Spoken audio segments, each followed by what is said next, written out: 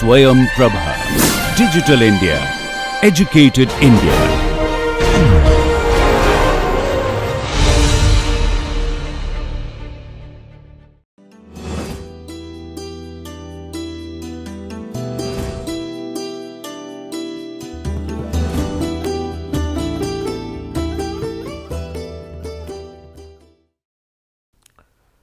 Welcome to Module H, Lecture 3.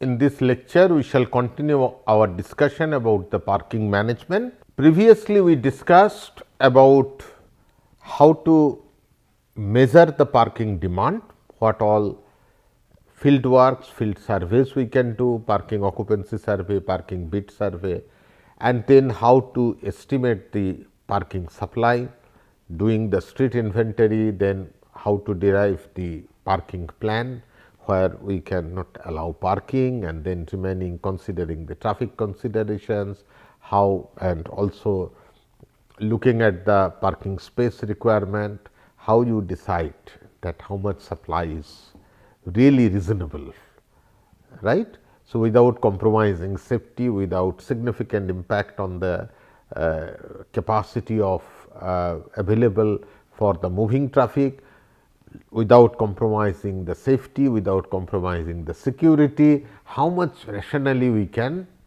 accommodate.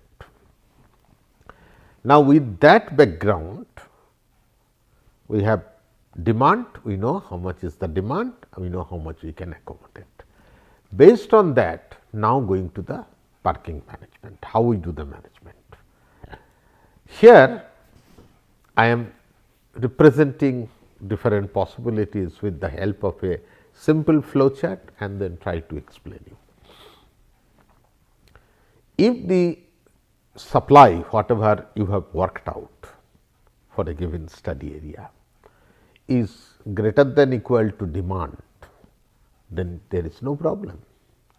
Suppose you have 5,000 parking space available and your demand is 4,000. No problem, just simply accommodate everything. So, no further intervention is required, only you organize, mark the base, give proper traffic signs, parking signs, people to know, and go ahead, no issue. But in most cases, existing cities, existing urban areas, Indian urban areas where there is so much of imbalance in every aspect of transport, even in the parking area, you will find your demand is higher than the supply. That is the case, most cases. Then what we will do? Then you are in this no loop. Now, we have two possibilities. Either we adopt suitable policy for parking demand management. What I mean? Go for pricing. I have my supply is so much, my demand is higher. So, I will go for pricing. I will increase the pricing so that it act as a deterrence and help me to bring down my demand to match my supply, exclusively on pricing and rigorous enforcement. That is what you can do, that is this box. Alternatively, what we can think, which is also practical, very practical, that it is all about on-street parking demand and on-street parking supply. We can restrict the on-street parking only for short duration parking demand. That means, allow on-street parking if the duration of parking is small, short duration parking. From your occupancy data and bid survey data, occupancy gives you the total demand, bid survey gives you the duration distribution. You can easily find out how much is of the total parking demand is actually 1 hour, up to 1 hour parking duration, or 0 to 1 and 1 to 2. maximum up to 2 hours you can think. So, suppose you take it that okay, I will allow no more than 2 hours, depending on the land use, where this is located, what is the land use, what kind of requirements it is. So, accordingly you decide what is the duration, but idea is to promote and encourage only short term parking for the on street. Why? Quite logical. If you want to stop the vehicle for a while, just go to a shop, buy some small things on the way back from your office to home. You would not like to go to an off street parking facility, park your vehicle, walk for 5 minutes or 10 minutes and then buy some small thing for 15-20 minutes and again go back. Second, if I allow short term parking, the same parking space can be used by n number of people. So, with one parking space, I can satisfy the requirement of 5 people, 6 people, rather than one fellow coming in the morning occupying that parking bay for 6 hours or 8 hours. So, the short term parking mostly would be by the customer. One thing you will observe, who comes to the shop first? It is the owner. So, nobody will be there, so owner will come and park his vehicle in front of the shop. Throughout the day that parking lot is occupied, the customer will not get. Let the owner who will do a long term parking go and park the vehicle off street. Then the same place can be used by the customer who will come and who will actually add to the economic activity, right. Let them use that space. They will come and park for 1 hour, 1.5 hour or even less than 1 hour sometimes, right. So, restrict on street parking to only short duration parking. Then how much will be my short duration parking demand? I can estimate, because I know the parking occupancy data is available, parking bid survey data is available. So, you can calculate on street, then what will be the on street parking supply and what will be your short duration parking demand, say 1 hour or 2 hour. The remaining has to go to off street. So, now I am splitting on street, off street.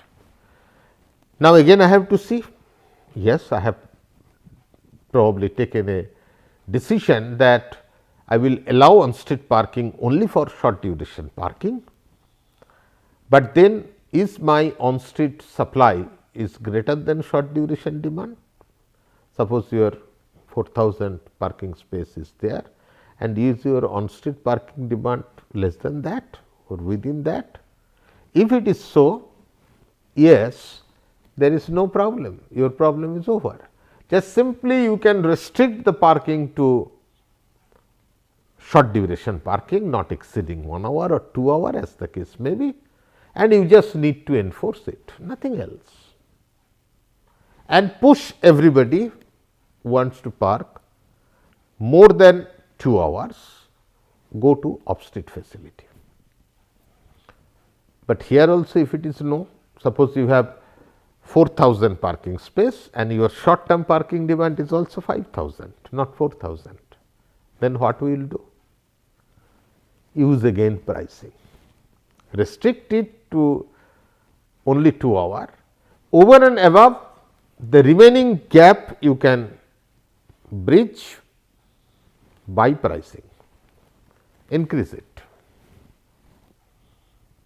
So, you have 5,000 parking demand, short duration demand 5,000 and you have 4,000 space.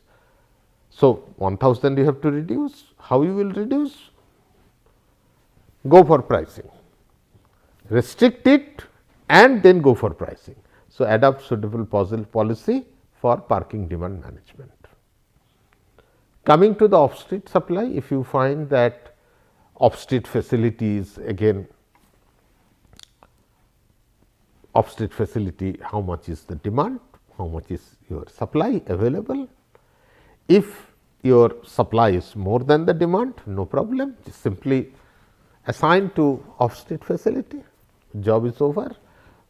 Demarcate it, give proper signage, information, people know it, enforce it, let people go to off-street facility for long term or long duration parking, the matter is over. Here also it may not be so. It could be that your demand is higher than the supply. Even the off-street parking demand is higher than the supply. So, what you will do? You have two possibilities. Either you develop additional off-street facility, give new off-street facility you develop and accommodate more parking. If you can do that, fine. If not, again pricing, use pricing, adapt suitable policy for management of demand, try to do the demand management. These are the general possibilities. We can discuss even further, but I would like to stop it here. Now, I would like to say in this overall context of parking management, some of the things are very important. One, and the most important thing, I cannot say the most important because everything is equally important. One of the important thing is the pricing policy. One very important thing is the pricing policy. Now, you will find all over India, wherever you go, you have to pay for the parking, but unfortunately, you do not know why you are paying. What purpose the payment is or the pricing is serving? It has become an instrument for revenue generation, nothing to do with parking management. Many cases, I cannot say in all places, that will be too much, but in so many cases or many cases you will find just it has become an instrument for revenue generation. So much money is getting generated, but according to me, as a traffic engineer, as a transport policy person, I would always consider and like to see that we are using parking policy as an instrument for demand management. I have an imbalance between the demand and supply. Demand is higher, supply is less. So, I want to do pricing to bring my demand and match it to the supply. That is what is my objective. And for that reason, if I have to charge 5 times than what is being charged now, that is fine. And that can be justified also considering the impact on congestion, economic loss, environment, degradation of air quality due to congestion, right. All this can be justified if you understand it correctly. So, remember that pricing, the basic objective is to do demand management. On road pricing needs to be prioritized for short term parking, as I said.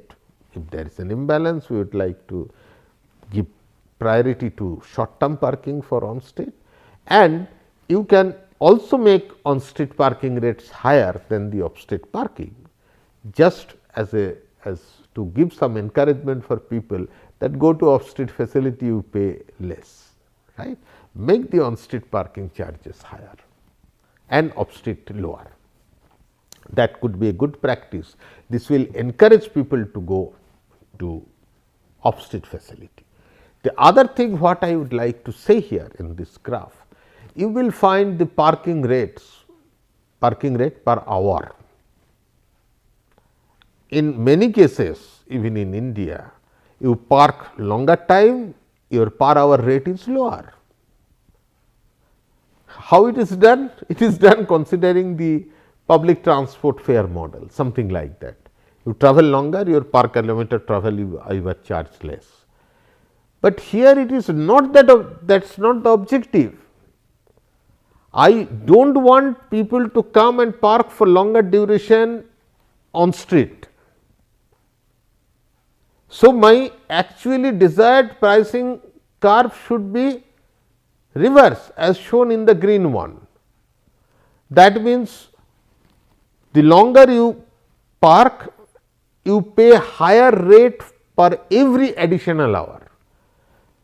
Second hour rate should be higher than first hour, third hour rate should be even higher than second hour, fourth hour rate should be even higher than third hour, then the pricing impact will be failed. People will not be encouraged to park longer, and that is what is our objective. We do not want people to park longer. If they park longer, let them go to off-street facility. On-street I do not want. So, even when we do not restrict the duration, or even when I am restricting the duration, in both cases my charges should be following this principle. Every subsequent hour the rate should be higher, hourly rate should be higher. Contrary to that, most cases you will find the curve is very different. Is it like, am I trying to encourage them, park longer, I will give you cheaper rate? That is not the objective for the demand management. That is not really the objective for which I am using pricing. Why pricing? Why somebody has to pay for parking? When there is an imbalance. So, pricing is an instrument for demand management. Pricing can help you to eliminate, you can also do elimination of free parking because of this imbalance, and introduction of effective parking charges to reduce parking demand. And as I say that you can always do, you can fix up a base price and then make it variable top up according to peak and non-peak demand. So, a base price is this one, you can decide in so many ways, like the base price is this one, and then depending on congestion I will, or the demand, I will keep on increasing the price, parking charges. As I said earlier, without even restricting the on-street parking, I can only do the similar kind of same thing I can achieve. What I wanted to achieve is the imbalance between the demand and supply of on-street parking through effective pricing. So, increased parking fee alone also may help me to bring down the on-street parking demand. So, you can study the behavior of people, how much pricing will make how much deterrence and how much gap then it can address, it can fill up, how much gap it can fill up. So, in this case there may not be any restriction to directly on the duration of parking, but parking fee itself becomes an instrument to bring down the overall on-street parking. That means, you make the rate such that the longer the duration of parking, every additional hour the charges are going higher and higher and higher. Obviously, that kind of pricing itself will push long duration parking to off-street facility. So, you do not have to do restrict it separately, just through effective pricing you can, meaningful pricing and scientific pricing based on the behavior. You need to understand the behavior. The effect of 10 or 20 rupees in every city in India is not same, right. So, make 50 rupee in Bombay and 50 rupee in Calcutta or in Delhi or in a small town, the impact may not be same. It depends on the income, average income of people and so many other considerations, right. So, as per the context, you have to study the behavior and then come out with the effective parking policy, how much pricing will be important. Enforcement, very, very important. Equally, I said that pricing is the most important thing, but then immediately I remembered enforcement is as important as actual pricing, because whatever you do, if you do not enforce, and it has to be done continuously every day with the same with the same level of effort, you have to do enforcement monitoring, otherwise nothing will work. You may take good policy, but without enforcement, people will still make double parking, triple parking, block the driveway, park near the bus stop, near intersection, causing safety issues. There is no point. So, enforcement is equally important. So, enforcement is extremely important, and primarily it is the responsibility of the police. Remember that penalty for illegal parking is aimed to be stringent enough to be a deterrent. If you do not give adequate fine, then it has to be felt, it has to act as a deterrence. If my fine is 20 rupee, probably nobody will bother. They will still come, they will come and take 20 rupees. They will see it is like a parking charge they are paying. It should not be like that. It should be high enough, high value, which can create sufficient deterrence, and so that people do not park illegally in that area. The service of traffic host and traffic wardens could be effectively utilized for orderly on-street parking. Traffic host can address car drivers who are looking for a parking space or parked illegally and guide them to available parking place. They are like, we want to help you. You are looking for a parking space, maybe you parked illegally, I will say, no, here you cannot park, please go, and there is a parking space where you can park, or just please go to the off-street facility where you can go and park. So, provide necessary information also to driver, and this can prevent towing of vehicles parked in an unauthorized manner. Because ultimately, remember, money generation, fund generation is not the objective, should not be the objective according to me. So, we do not want to penalize, we do not want to do towing of vehicles. All what we do not want anybody to park illegally in an unsafe manner, causing congestion, causing safety issues. We need to ensure that. So, traffic host or that kind of support can really be helpful. Third, again equally important point. As I say, every point is important.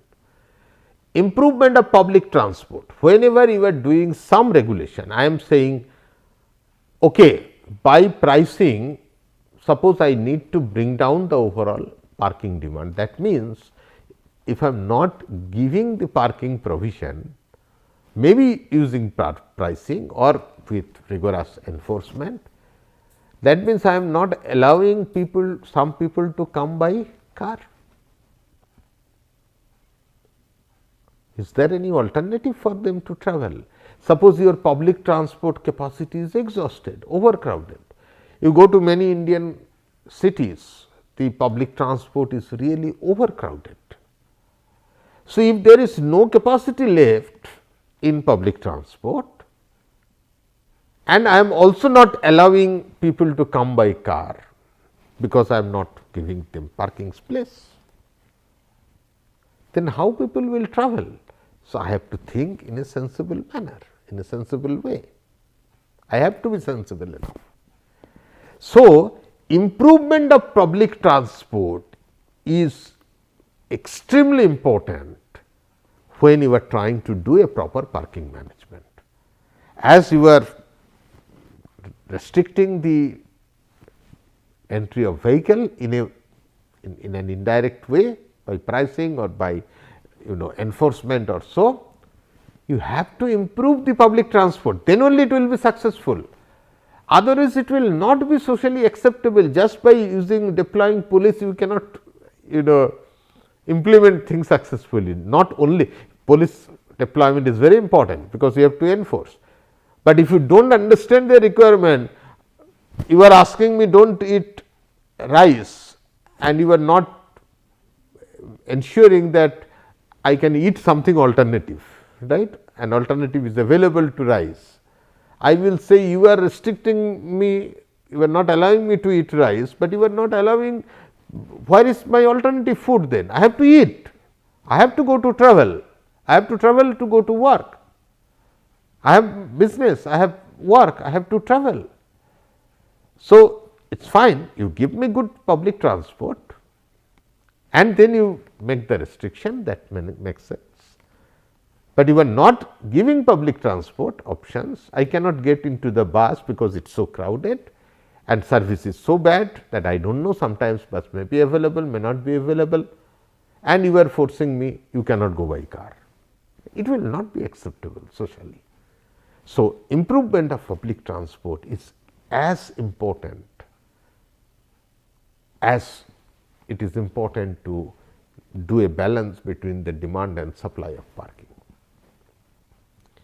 And if you find at a given time there is a high imbalance between the supply and demand, but public transport is also overcrowded, maybe you do not drastically reduce the parking supply, little bit compromise and go slowly bring down the parking supply, take that time to improve your public transport. Park and ride, this kind of facility needs to be developed.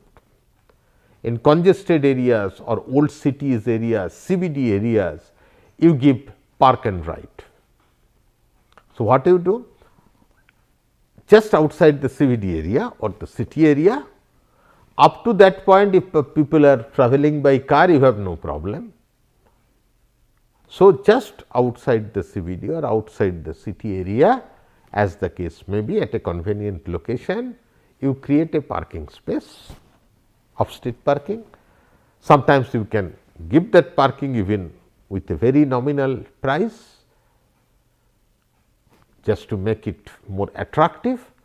You encourage people to come and park the vehicle there and provide good public transport connectivity from that place up to the city center or to different parts of the city or the CBD.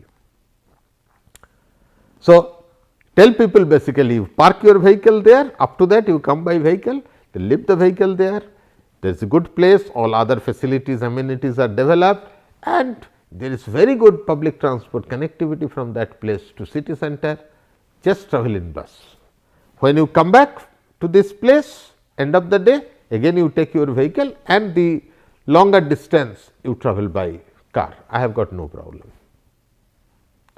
In some cases, you can also use park and walk, if it is within that close proximity where walking is a feasible option. So, give good facilities for walk, good parking facilities and then good walk facilities or bicycle facilities, but facilities should be provided. You cannot expect people to walk in an unsafe manner, that means no crossing facility, no sidewalk or footpath and you want people to walk, that is not possible.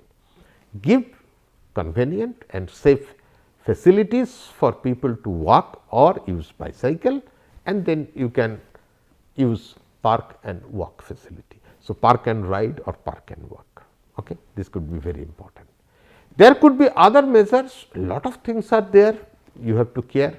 I have put all of them under other measures. One is, if you want to restrict say on street parking to 1 hour or 2 hour, how do you know that whether the when the vehicle has been parked and whether the vehicle is actually parking for within 1 or 2 hour or for more than that. You can use simple parking voucher system, it is something like a scratch card.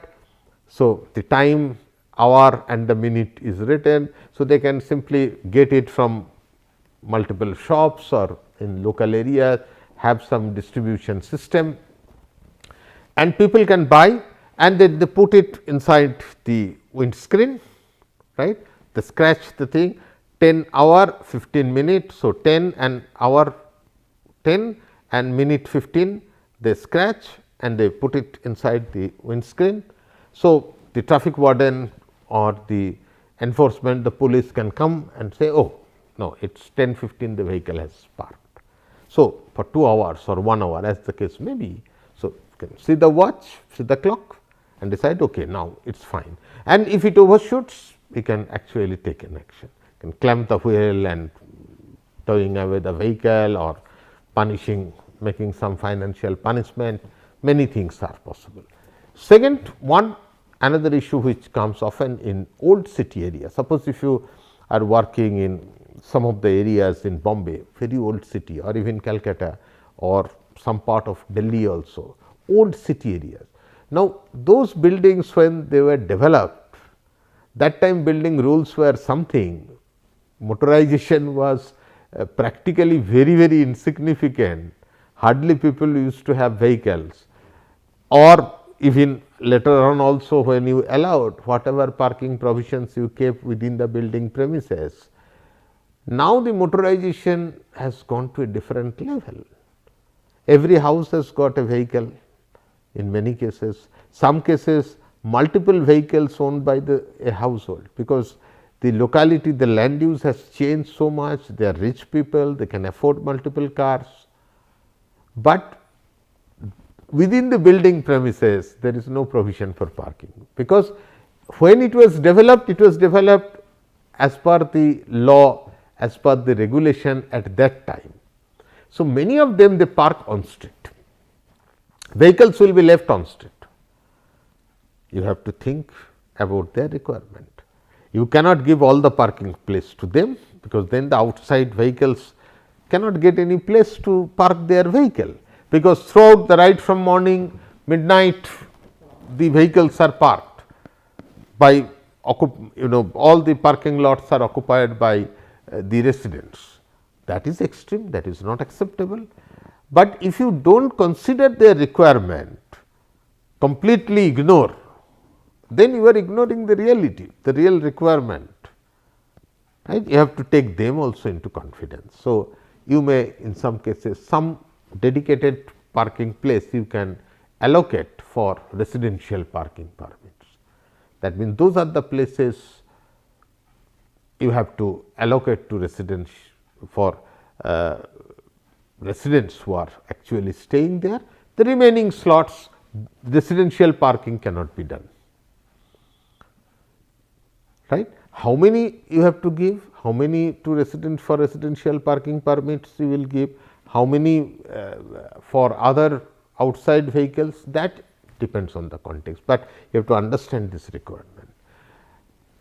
Another thing is when new buildings or housing complexes, somebody is buying a flat or so, these are all different measures actually, that parking space is sold separately, not bundled with the property or apartment. Only thing, this will make people aware of the true cost of parking. When they pay a huge amount of money to get a parking lot, they know what it means to, if I want to take a parking lot, how much actually it cost, right.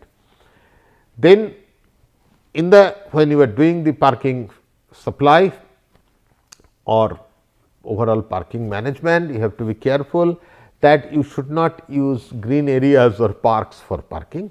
Since the demand of parking is high, I cannot encroach the green areas or the parks, which are equally important. So, never encroach those areas for parking. Some places where the fleet taxi is not so popular, so there the conventionally taxi stands or ranks will be there, the one place some 2 or 3 taxis will be there. Traditionally that was the system, right. So, people know there is a taxi rank or stand there and go there and you will get a taxi. So, you have to give parking place for them as well, right. Some cities in some stage, because some of the cities probably now the fleet taxi, that way they do not, or the fleet taxi operation is so popular like Ola, Uber. So, you really do not need to put taxi stands or ranks, right. So, you can simply wherever you are, you just book a vehicle and your location is shared. So, the vehicle will come and pick you up, pick up you from your place, right. So, you do not need really conventional taxi stands or taxi parking or taxi ranks, but where such kind of fleet taxi is not popular, so popular or not available also till date, small towns fleet taxi is not available, or medium sized cities also fleet taxi is not available. So, there when you are allocating the parking space, you cannot give every parking space for the car parking. You have to allocate some parking for the taxis, some parking for the residential parking, right, as and when it is they are required. So, Then vehicle quota system, these are some of the things which are followed in different country. Certificates of entitlement is made each month and bids are made for the limited number in each category of vehicle. You bid it, I have so many parking space. Every month you can bid, whoever pays higher may be given that parking space. No drive days followed in Seoul. Each vehicle will be off road for 1 weekday out of 10 according to the license plate number 0 to 9. So, every out of 10 days, 1 day as per the registration number last digit, the vehicle will not be allowed to be on road. Right. So, that kind of parking also you will not give. Area licensing, again conceptual, vehicles are charged a fee to enter into the CBD area, because that is congestion pricing you are doing. Congestion toll, again you can do it, you can decide the toll. Earlier also in our previous module I have mentioned some of these things. Then relocation of some activities or developments, because within the CBD area, if you know some of the establishments, they attract a lot of vehicles, lot of parking. So, you can actually think, if you can relocate some of those establishments outside the CBD area, less congested area, so that people can go taking their vehicle, get easily parking place also, and that will overall the CBD environment, it will improve, because the parking demand will reduce. So, land use, change in the land use or relocation of activities, this also could be there. Then wherever you are doing the parking, along with that parking signs are very important, because parking signs as appropriate should be installed, making them clearly visible to road user. And there are some examples of parking signs I have given as per our Indian Roads Congress guideline IRC 67 2012. Any updated version comes out, you use that version. So, I have showed here no parking, parking not allowed on footpath, here the parking is allowed, here clearly giving the description boards, what time, which day, right. And then these are the other parking signs, so in car parking, two-wheeler parking, cycle parking, auto rickshaw parkings, right. As we say, different vehicle types you have to accommodate. So, these are very important. Let us take a small example. Say presently 8,000 cars are parked in a CBD area and there is a charge for parking. A rational estimate indicates only 4,000 can be car can be accommodated safely in the parking area. The outcome of the parking bid survey is shown here, 0 to 1 hour 30% parking, 1 to 2 30% vehicle again, 2 to 3 20% and 3 to 4 20%. So, total 100%.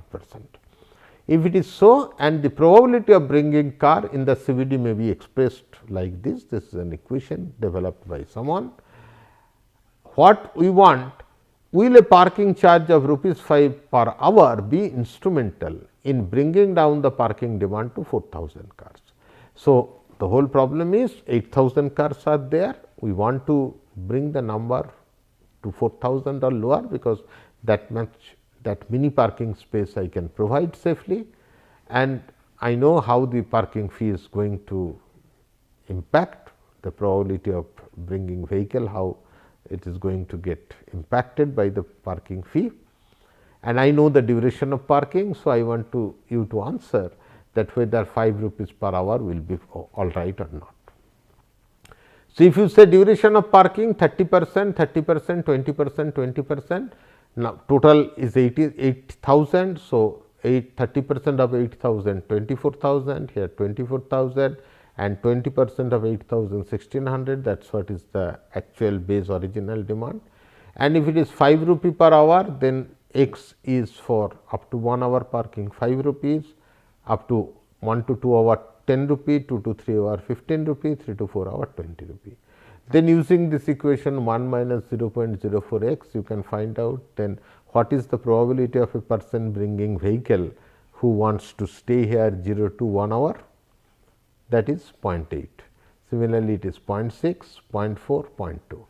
So, actual then the demand will be how much? 0.8 into 2400, 1920, 0.6 into 2400, 1400 like this, 640 and 320.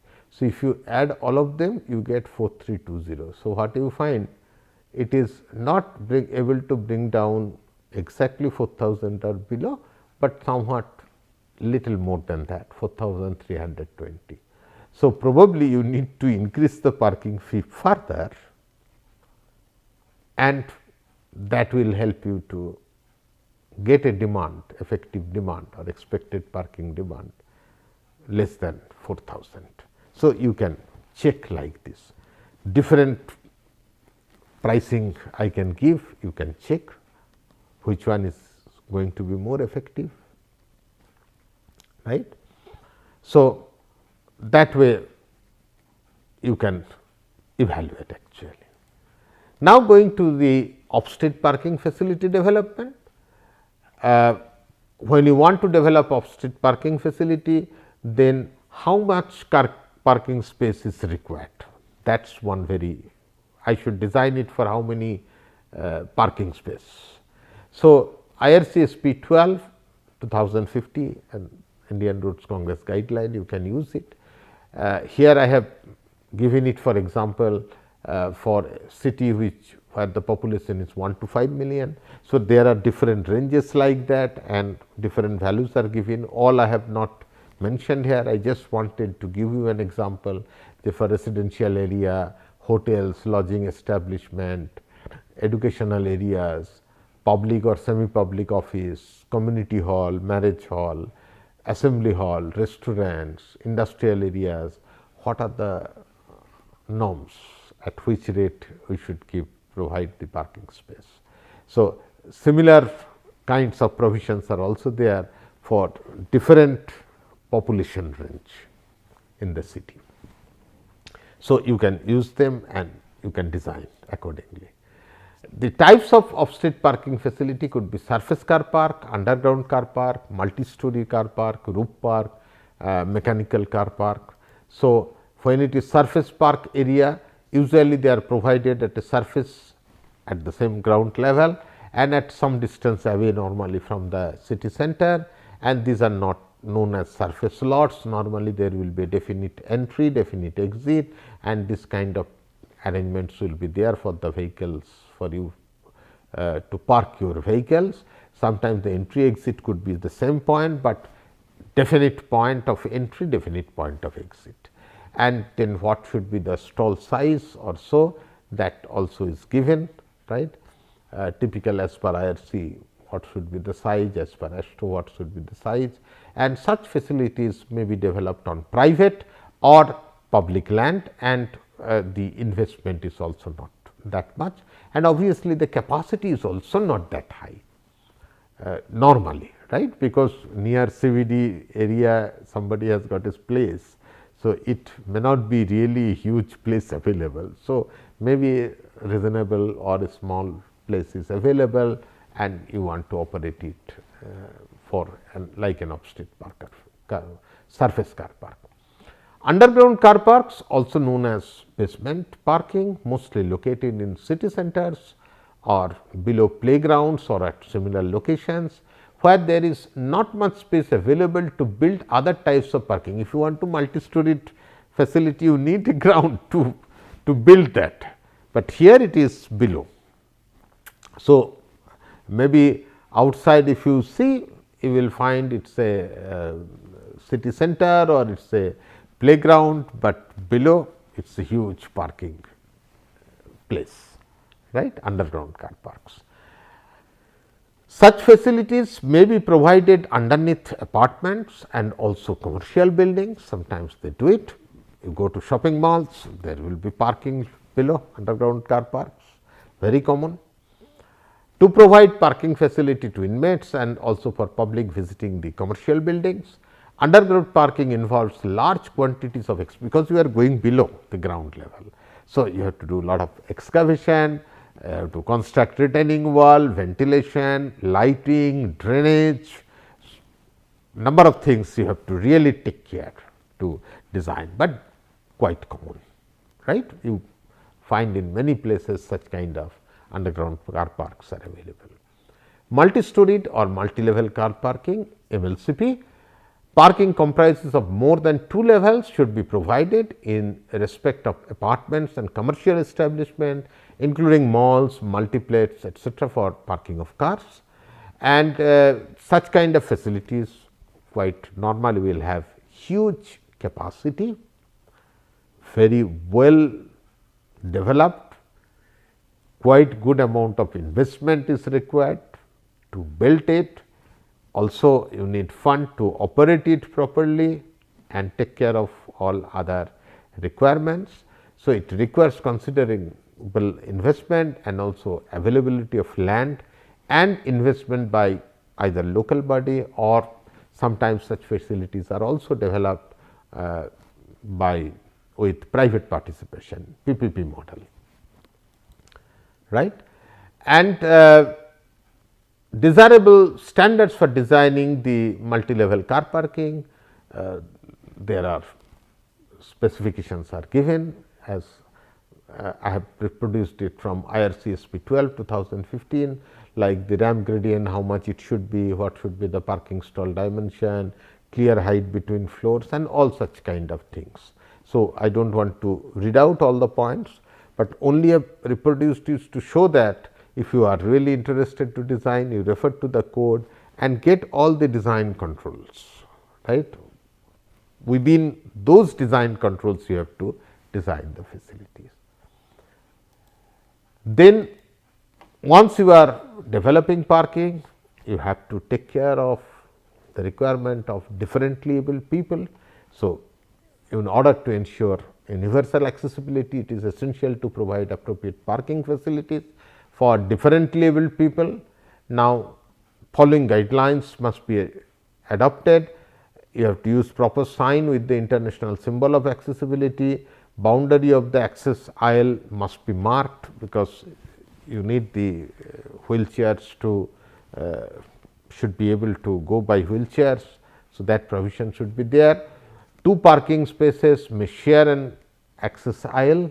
For parking facilities of less than 50 car, at least one accessible parking should be provided, and for parking facilities of maximum number of 400 spaces, the accessible parking spaces should be at least provided in the ratio of 1:50.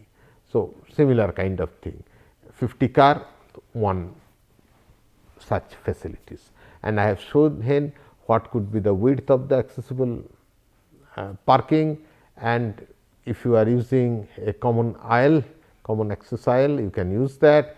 What would be the dimension? These are in meters, right. So, that kind of things are also available in details in the IRC guideline. So, please take care of those when you are designing the off-street facilities and particular type of off-street facility. What are the requirements, what should be the design controls, those are all available. Please follow those and design the off-street facility.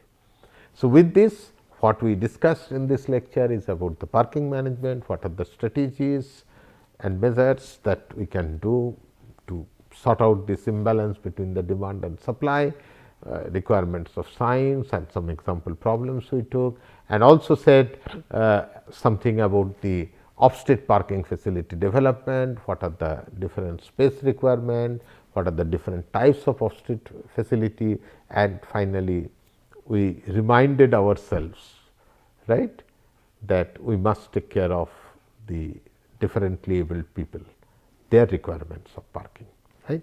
So, with this I close this lecture and close this module. Thank you so much.